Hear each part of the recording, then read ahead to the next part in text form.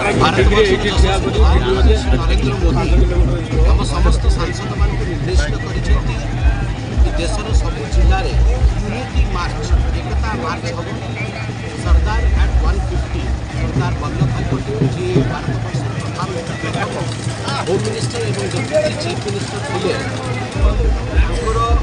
स्मरण में 150तम वर्ष पूर्ति होती स्मरण में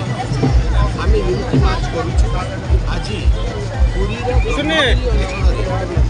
आम 8 किलोमीटर आम मार्च कर जगबंधुर पवित्र माटी ये मार्च आरंभ हो माटी ये हूँ ब्रिटिशर युद्ध में प्रथम विद्रोहर माटी भारतवर्ष को एक रखिबारे पाइक रिबेलियन एवं पाइक एक बहुत बड़ योगदान थिला आम ये माटी को नमन करी आज 10 किलोमीटर चलू जहाँ प्रधानमंत्री नरेंद्र मोदी निर्देश से बड़ी